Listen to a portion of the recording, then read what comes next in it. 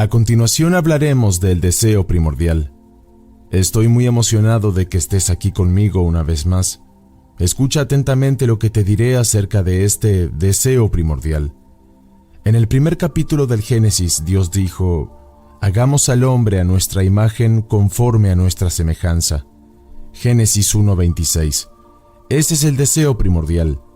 Y Shakespeare dijo: se nos ha enseñado desde el estado primitivo que el que es fue deseado hasta que existió. Este es el tema en esta ocasión. Estamos haciendo una imagen. Pablo nos dice en su carta a los Colosenses: Cristo, la imagen del Dios invisible. Colosenses 1:15. Y en su carta a los Corintios habla de Cristo como la semejanza de Dios, completando el deseo primordial.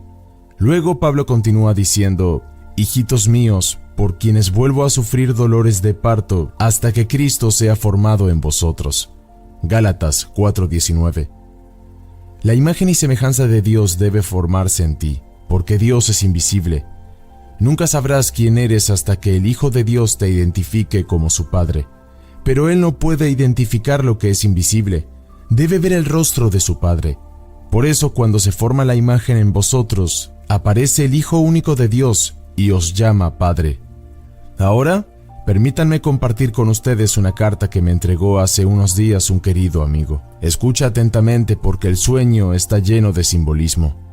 Lo sacaré de las Escrituras. Este es su sueño. La guerra estaba en marcha y me encontré en una granja en ruinas en algún lugar de Europa. Por la ventana pude ver un enorme acantilado cubierto de minas, de donde salían las balas de los cañones. Me disparaban a mí y yo a ellos. Tenían la intención de matarme y yo tenía la intención de matarlos. Luego entré a la sala del frente y allí, para mi sorpresa, estaban todos los soldados de mi escuadrón listos para salir por la puerta principal. Mencioné que les dispararían, pero me dijeron que el enemigo se había ido. Entonces dije: Dios mío, ¿les disparé a todos? Cuando cruzaron la puerta, se transformaron y fusionaron en un solo ser que eras tú, y me guiaste hasta la parte trasera de la casa.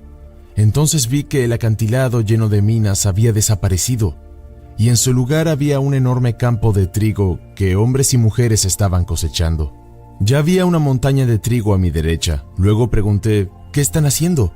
Y respondiste: hoy están haciendo lo mismo que hicieron el año pasado. Sintiendo un lapso de memoria dije: ¿cuánto tiempo he estado aquí? Y respondiste: 2 años. En esto percibí simbolismo, así que pregunté: ¿aprendí algo? Y asintiendo dijiste: sí, aprendiste a moverte. Y luego desapareciste. Luego regresé a la casa que ahora se había convertido en un palacio y me llevaron a mis aposentos. Se nos dice en el libro de Números: Dios habla al hombre a través de los sueños. Números 12:6. En verdad te digo que no estás aquí por casualidad, ninguno de ustedes, porque en este momento te conduciré hacia el cumplimiento de ese deseo primordial. Hagamos al hombre a nuestra imagen. Te llevaré a obtener el dominio sobre todo el mundo, las cosas en la tierra, debajo del agua, en los cielos y más allá.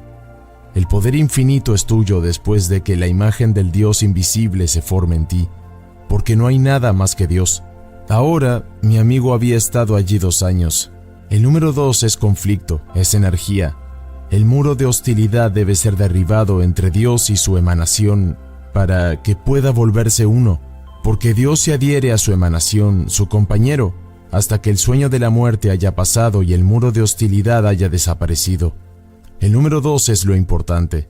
No son 2 años de 365 días al año, sino conflicto, y mientras duró tuvo enemigos, todos dentro de él. Luego la pared se derrumba y él va a la sala principal para ver a todos los soldados que formaron su escuadrón transformarse en mí, y así lo llevé a la parte trasera de la casa. El capítulo 10 de Juan cuenta la historia de la puerta. En él dice: yo soy la puerta, los que pasan de otra manera son ladrones y salteadores. No hay otro camino, no hay otra puerta sino la que te he dicho por experiencia.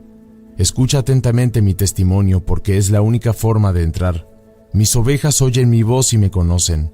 Él me conoció cuando sus soldados se transformaron en mí. Escuchó mi voz y me hizo preguntas sabiendo que podía responderlas.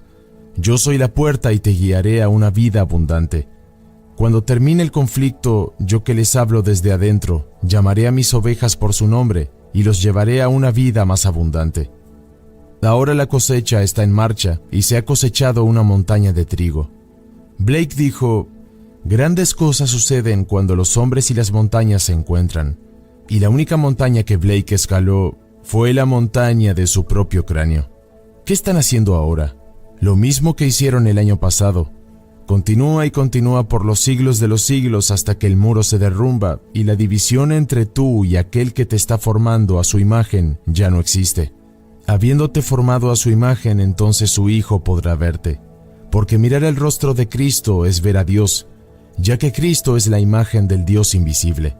Dios, siendo invisible, no puede ser visto a menos que se forme su imagen, y su Hijo no puede encontrarlo a menos que tenga una imagen, un rostro y una forma. Debemos hacer el hombre a nuestra imagen para que nuestro Hijo nos vea. Jesús, el Dios invisible, está formando a Cristo a su imagen para que Jesús, quien es el Señor Dios, pueda ser visto por su Hijo. Esta imagen se está formando en ti. Cuando mi amigo atravesó la puerta, el pastor lo llevó a campos maduros con la cosecha, así como a una montaña de trigo cosechado. Tomó mucho tiempo cosechar tanto, pero todo se hizo durante el conflicto. Se preguntó qué estarían haciendo porque sabía que la guerra aún continuaba. Podía escuchar los cañones pesados en la distancia, pero parecían muy lejanos.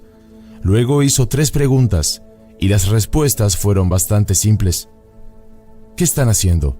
Lo mismo que hicieron esta vez el año pasado. Sintiendo amnesia, dijo: ¿cuánto tiempo he estado aquí? 2 años. ¿He aprendido algo?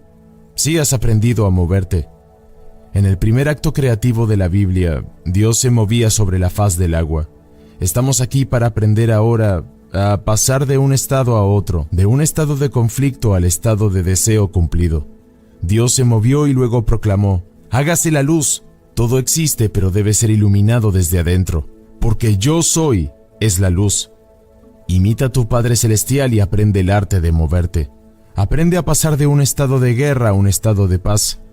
Luego descansa en él diciendo: déjalo ser, y observa cómo surge.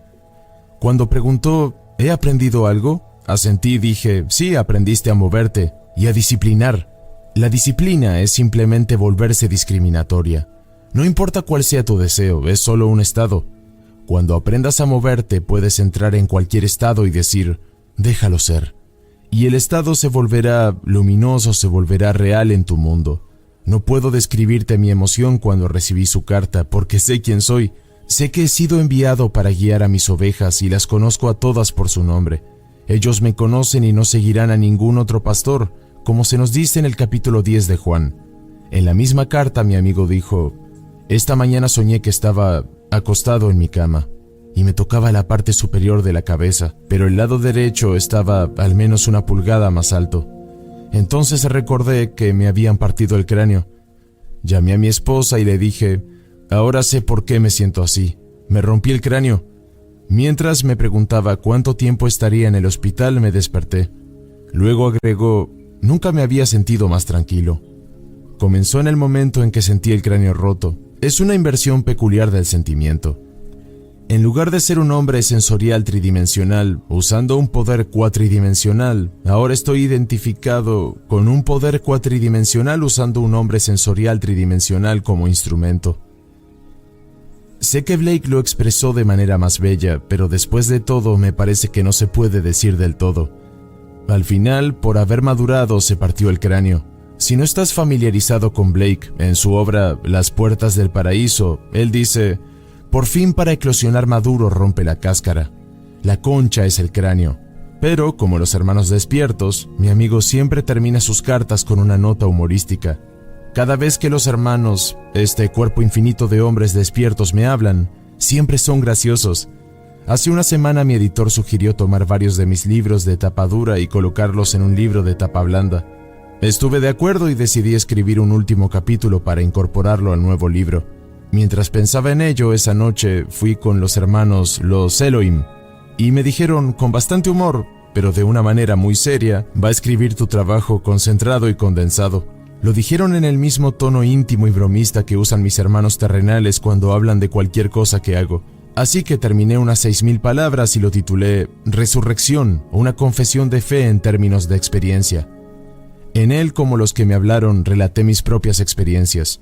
Luego, temprano en la mañana de ese domingo, me encontré explicando la palabra de Dios, no desde una plataforma, sino de una manera más íntima, cuando tuve la oportunidad de mirar mi reloj. No estaba en mi brazo, sino en una mesa. Es el mismo reloj que estoy usando ahora porque lo reconocí y marcaba las 4:10. Continué hablando durante al menos una hora y cuando volví a mirar el reloj todavía marcaba las 4:10. Pensando que el reloj debe haberse detenido, entré en un sueño más profundo y me desperté esa mañana en mi cama. En esa experiencia Dios me habló a través de un sueño. Y lo sobresaliente en esa experiencia no fue lo que les dije, sino 4:10. Ahora bien, la lengua hebrea, cada letra tiene un valor tanto numérico como simbólico. La cuarta letra es Daleth, con un valor simbólico de puerta. La 10ª letra es Yod, y su valor simbólico es la mano creadora de Dios, la mano del director, la mano del creador. Es la primera letra del sagrado nombre de Yod, Vav, que se pronuncia Jehová, que es Jesús. En esta visión, esa es la última vigilia. Son las 4:10 AM. 1000 años delante de tus ojos, es como una vigilia en la noche. Hay 6 relojes para un día de 24 horas. A partir de las 6 AM un reloj marca las 10, luego las 10 hasta las 2, y las 2 hasta las 6, y se repite durante la noche. Sabía que era de mañana por la atmósfera y la oscuridad. Este fue mi último reloj. Eran las 4:10 y había llegado al punto de ser la puerta y la mano creadora de Dios. No puede demorarse mucho antes de que mi prenda se retire de forma permanente. Entonces me uniré a los que ahora, con humor, me dicen, ve a escribir tu trabajo condensado y concentrado, y me uniré a ese mismo cuerpo que contempla la muerte, que es este mundo. Se nos dice en las obras de Blake, contemplo las visiones de mi sueño mortal de 6,000 años bailando alrededor de mis faldas como una serpiente de piedras preciosas y oro. Sé que soy yo mismo, oh mi divino creador y redentor. Si 1000 años es una noche de vigilia, y hay 6 vigilias en una noche de 24 horas, una vigilia es 1000 años. Y si esta fuera la primera vigilia del día, no sería la puerta, pero es mi última vigilia. Son las 4:10 de la mañana. Ahora estoy desempeñando el papel del poder creativo y la sabiduría de Dios, porque debo traer aquello que Él me dio al redil de una vida abundante. Vendrán uno por uno llamados por su nombre, y serán llevados al redil, traído de un conflicto de confusión a un campo de cosecha dorada. Todos entrarán por esa única puerta, porque no hay ninguna otra. El deseo primordial. Hagamos el hombre a nuestra imagen. Es simplemente formar en el hombre una autoiluminación. Hijitos míos, en quienes vuelvo a sufrir dolores de parto hasta que Cristo sea formado en vosotros. Debe estar formado y permanecerá en dolores de parto hasta que todos los que le fueron dados sean secados con la imagen completa y perfecta. Entonces Él los llevará a través de la puerta a una vida abundante. El sueño de mi amigo reveló un hecho importante, que había aprendido a moverse. Si durante el conflicto el hombre solo pudiera moverse, el conflicto dejaría de existir. El primer acto creativo de Dios fue moverse sobre la faz del agua y dejarlo ser. Dios, sabiendo que ilumina y revela el estado en que se ha puesto, se mueve sobre la faz del agua. Si esta noche tienes un deseo, puede ser tuyo si aprendes a moverte. A través de los años he estado tratando de mostrarte cómo moverte, trayendo tu mente a una escena que implicaría que estás donde quieres estar. Si ya estuvieras allí, verías el mundo de otra manera. Si no lo haces, entonces no te has movido. El movimiento solo puede detectarse mediante un cambio de posición con respecto a otro estado. Si te mueves a la velocidad de la luz y todo se mueve contigo, no te has movido. Pero si lo dejas estar y te mueves con respecto a él, entonces al mirar puedes ver un cambio en la posición relativa a él y saber que te has movido. Comienza aquí en el lugar donde estés. Mira las imágenes en las paredes, el orador y la audiencia a su alrededor. Luego siente que te estás moviendo hacia el fondo de la habitación y verás todo desde un ángulo diferente. Ahora tus amigos conocen tus debilidades y limitaciones. Compartes tus miedos con ellos y ellos compartirán sus dudas contigo. El deseo de moverse y el movimiento mismo es siempre hacia adentro. Usando el mismo marco de referencia, muévete hacia adentro viéndolos de manera diferente y permitiéndoles verte, no como antes, sino como te gustaría que te vieran. Si son amigos, se regocijarán, y si no lo son, mostrarán envidia. Lo que sea que sean relativos a ti, lo expresarán.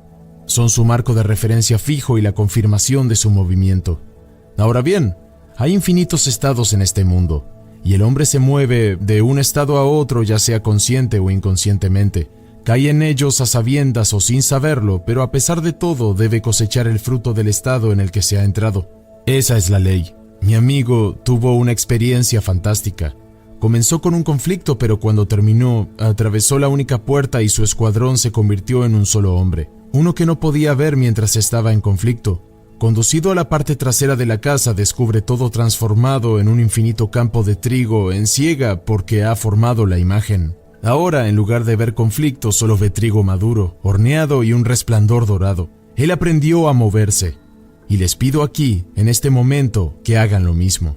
El movimiento no es difícil, pero no vayas de un lugar a otro. Cualquiera sea la casa, estado de conciencia a la que vayas, permanecerá allí hasta que estés. Si sabes cómo moverte y permaneces fiel a ese movimiento, tu mundo lo reflejará, y ningún poder en este mundo podrá detenerlo. Te liberas al aprender a moverte, y al mismo tiempo aprenderás disciplina. El número 2, ¿siempre significa conflicto? Se nos dice en las escrituras que si dos personas diferentes están de acuerdo en el testimonio es concluyente. Si quiero estar sano y digo que no lo estoy, estamos en conflicto. Ahora debemos estar de acuerdo en ser uno. Asumiendo la salud, escucho a mis familiares y mis amigos decirme que nunca me han visto con mejor aspecto. Ahora el Estado llamó a la salud, y yo que no me sentía bien, he coincidido en testimonio. Esto es cierto para cualquier estado. Si estoy empobrecido y me gustaría ser próspero, hay conflicto. Asumiendo la riqueza, resuelvo el conflicto, porque los dos estados han coincidido en testimonio. Y como insisto, es concluyente. Cuando entres en un estado, di, que se haga la luz. Permite que se vuelva luminoso para que puedas verlo, para que lo manifiestes en tu mundo, y así será. Ahora, entremos en el silencio. Si te interesa saber más sobre este tema, te recomiendo el siguiente video disponible en este canal. Búscalo así: El lugar donde habita Dios. Revelador mensaje explicado por Neville Goddard en español. Esto es Universo Consciente. Si te ha gustado este video, puedes dar like, comentar o suscribirte. ¡Vamos, inténtalo! Te estamos esperando.